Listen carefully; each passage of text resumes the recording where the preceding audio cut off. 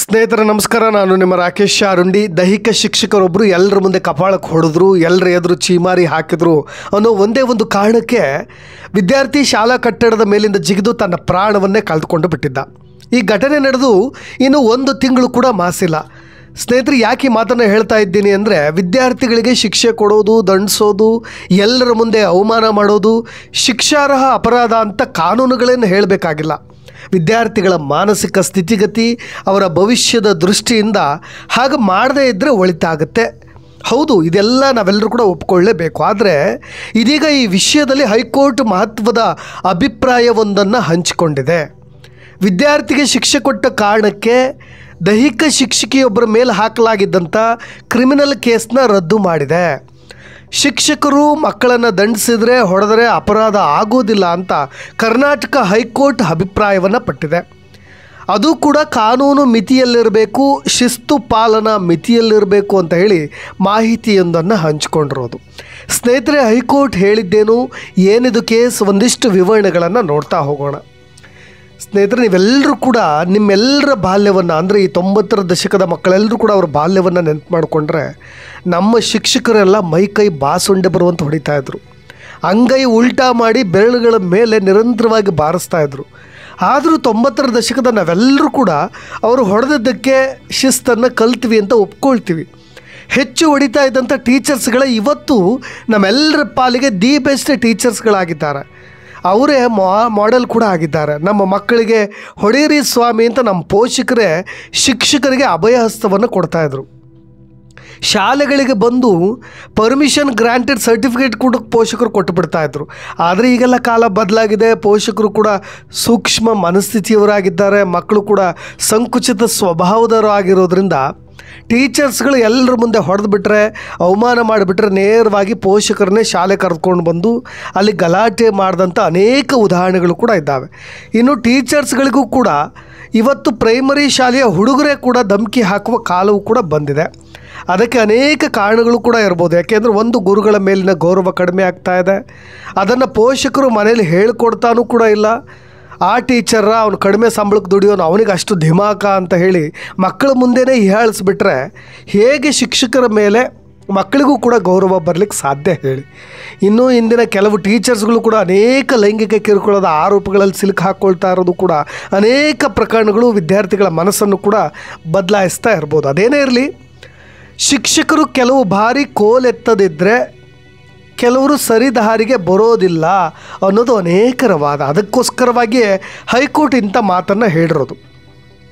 ಸ್ನೇಹಿತರೆ, ಈ ಘಟನೆ ನಡೆದಿರೋದು ಉಡುಪಿಯಲ್ಲಿ. ಅಂದರೆ ಉಡುಪಿಯ ಸಿವಿಲ್ ನ್ಯಾಯಾಧೀಶರು ಹಾಗೂ JMFC ನ್ಯಾಯಾಲಯದಲ್ಲಿ ನಡೀತಾ ಇದ್ದಂಥ ಈ ಕೇಸ್ನ ಈ ತನಿಖೆಯನ್ನು ರದ್ದುಗೊಳಿಸಬೇಕು ಅಂತ ಹೇಳಿ ದೈಹಿಕ ಶಿಕ್ಷಕಿಯೊಬ್ಬರು ಹೈಕೋರ್ಟ್ ಮೆಟ್ಟಿಲೇರ್ತಾರೆ. ಉತ್ತರ ಕನ್ನಡ ಜಿಲ್ಲೆಯ ಕಾರವಾರ ತಾಲೂಕಿನ ಸವಿತಾ ಗೌಡ ಸಲ್ಲಿಸಿದ್ದಂತಹ ಈ ಅರ್ಜಿಯ ವಿಚಾರಣೆಯನ್ನು ಹೈಕೋರ್ಟ್ ನಡೆಸ್ತಾ ಇದ್ದಾಗ ಅನೇಕ ದುರುದ್ದೇಶಪೂರಿತ ಅಂಶಗಳು ಹೈಕೋರ್ಟ್ ಬೆಳಕಿಗೆ ಬರ್ತವೆ. ಹಾಗಾಗಿ ಹೈಕೋರ್ಟ್ ಕೂಡ ತನ್ನದೇ ಆದಂಥ ವಿಭಿನ್ನ ನಿಲುವನ್ನು ತಳೆಯುತ್ತೆ. ಎಷ್ಟೋ ಬಾರಿ ಕಂಪ್ಲೇಂಟ್ಗಳು ಫಾಲ್ಸ್ ಕಂಪ್ಲೇಂಟ್ ಆಗಿರುತ್ತೆ ಅನ್ನೋದಕ್ಕೆ ಈ ದೈಹಿಕ ಶಿಕ್ಷಕಿಯ ಕೇಸ್ ಕೂಡ ಸಾಕ್ಷಿಯಾಗಿ ನಿಲ್ಲುತ್ತೆ. ಹೈಕೋರ್ಟ್ನ ಹೇಮಂತ್ ಚಂದನಗೌಡರ್ ಅವರಿದ್ದಂಥ ಏಕಸದಸ್ಯ ಪೀಠ ಈ ಅರ್ಜಿಯ ವಾದ ವಿವಾದಗಳನ್ನು ಆಲಿಸುತ್ತೆ. ವಿದ್ಯಾರ್ಥಿ ಪರವಾಗಿ ಸರ್ಕಾರದ ಪರ ವಕೀಲರು ಕೂಡ ವಾದವನ್ನು ಮಂಡಿಸ್ತಾರೆ. ಬಲವಾದ ಕೋಲುಗಳನ್ನು ಬಳಸಿ ವಿದ್ಯಾರ್ಥಿನಿಯ ಮೇಲೆ ಹಲ್ಲೆ ಮಾಡಿದ್ದಾರೆ. ಇದು ಬಾಲಾಪರಾಧ ಕಾಯ್ದೆ ಸೆಕ್ಷನ್ 82ರ ಅಡಿಯಲ್ಲಿ ದೈಹಿಕ ಕಿರುಕುಳಕ್ಕೆ ಸಮ ಆಗಿರುತ್ತೆ. ಅಪಾಯಕಾರಿ ಆಯುಧಗಳು, ಸ್ವಯಂ ಪ್ರೇರಣೆಯಿಂದ ಗಾಯಗಳನ್ನು ಉಂಟು ಮಾಡುವಂಥ ಅಡಿಯಲ್ಲಿ ಸೆಕ್ಷನ್ 344, ಸೆಕ್ಷನ್ 82, ಸೆಕ್ಷನ್ 344 ಎರಡನ್ನೂ ಕೂಡ ಈ ದೈಹಿಕ ಶಿಕ್ಷಕಿಯ ಮೇಲೆ ಹಾಕಲಾಗಿದೆ. ಶಿಸ್ತಿನ ನೆಪದಲ್ಲಿ ಹಿಂಸೆ ಕೊಡೋದು, ಇದನ್ನು ಸಮರ್ಥಿಸಿಕೊಳ್ಳೋದಕ್ಕೆ ಸಾಧ್ಯವಿಲ್ಲ. ಇವರ ವಿರುದ್ಧವಾಗಿ ಕ್ರಿಮಿನಲ್ ಪ್ರಕರಣವನ್ನು ದಾಖಲಿಸಿ ಶಿಕ್ಷೆ ನೀಡಬೇಕು ಅಂತ ಸರ್ಕಾರದ ಪರ ವಕೀಲರು ವಾದವನ್ನು ಮಂಡಿಸ್ತಾರೆ. ಸ್ನೇಹಿತರೆ, ಅದಕ್ಕೆ ಕೋರ್ಟ್ ಹೇಳಿರೋದನ್ನು ಗಮನಿಸಬೇಕು ನೀವೆಲ್ಲರೂ ಕೂಡ. ತುಂಬ ಇಂಟ್ರೆಸ್ಟಿಂಗ್ ಆಗಿದೆ. ಈ ಘಟನೆ ನಡೆದಿದ್ದು 9 ತಿಂಗಳ ಹಿಂದೆ. ಅದಾದ ನಂತರ ದೈಹಿಕ ಶಿಕ್ಷಕಿಯ ಮೇಲೆ ದೂರನ್ನು ಕೊಟ್ಟಿದ್ದಾರೆ. ಇಷ್ಟು ವಿಳಂಬವಾಗಿ ನೀವು ದೂರನ್ನು ಸಲ್ಲಿಸಿದ್ದು ಯಾಕೆ? ಇದು ಹಲವು ಅನುಮಾನಗಳನ್ನು ಹುಟ್ಟಿಸಲಿಕ್ಕೆ ಕಾರಣವಾಗ್ತಾ ಇದೆ. ವಿದ್ಯಾರ್ಥಿನಿಗೆ ತೀವ್ರತರವಾದಂಥ ಗಾಯಗಳಾಗಿವೆ ಅನ್ನೋದಕ್ಕೆ ನೀವೆಲ್ಲೂ ಕೂಡ ಮೆಡಿಕಲ್ ರಿಪೋರ್ಟ್ಗಳನ್ನು ಕೊಟ್ಟಿಲ್ಲ. ನೀವು ಆ ರೀತಿಯಾಗಿ ಪೆಟ್ಟನ್ನು ಶಿಕ್ಷಕಿಯು ಕೊಟ್ಟಿದ್ದಾರೆ ಅಂದರೆ ಆ ರೀತಿಯಾಗಿ ಗಾಯಗಳಾಗಿರ್ತಕ್ಕಂಥ ಯಾವುದೇ ಅಂಶಗಳು ಕೂಡ ಇಲ್ಲ. ಅದಕ್ಕೆ ಸಂಬಂಧಪಟ್ಟ ಹಾಗೆ ಮೆಡಿಕಲ್ ರಿಪೋರ್ಟ್ಗಳನ್ನು ಕೂಡ ನೀವು ಸಲ್ಲಿಸಿಲ್ಲ. ಇನ್ನು ಜೀವನದಲ್ಲಿ ಶಿಸ್ತನ್ನು ರೂಢಿ ಮಾಡಿಕೊಳ್ಳಲು ಸಣ್ಣ ಪ್ರಮಾಣದಲ್ಲಿ ಶಿಕ್ಷೆ ನೀಡಬಹುದು ಅಂತ ಆ ಹುಡುಗಿಯ ಪೋಷಕರೇ ಒಪ್ಕೊಂಡಿದ್ದಾರೆ.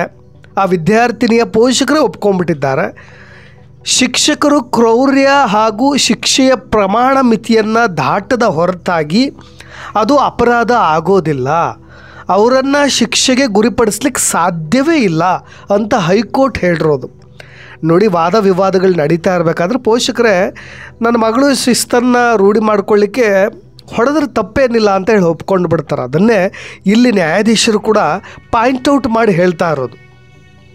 ಇನ್ನೂ ಮುಂದುವರೆದು ಹೈಕೋರ್ಟ್ ನ್ಯಾಯಾಧೀಶರು ಅವರ ವಿರುದ್ಧವಾಗಿ ಕೇಸನ್ನೇನೋ ನಾವು ಹಾಕಿಬಿಟ್ರೆ ತರಗತಿಯಲ್ಲಿ ಶಿಸ್ತನ್ನು ಕಾಪಾಡಿಕೊಳ್ತಕ್ಕಂಥ ಶಿಕ್ಷಕರ ಅಧಿಕಾರವನ್ನೇ ನಾವು ಕಿತ್ಕೊಂಡು ಬಿಟ್ಟಂತಾಗುತ್ತೆ, ಆ ಅಧಿಕಾರವನ್ನೇ ದುರ್ಬಲಗೊಳಿಸದಂತಾಗಬಿಡುತ್ತೆ ಅಂತ ಹೇಳೋ ಮುಖಾಂತರವಾಗಿ ಈ ಕೇಸನ್ನ ರದ್ದುಗೊಳಿಸಿ ಬಿಡ್ತು.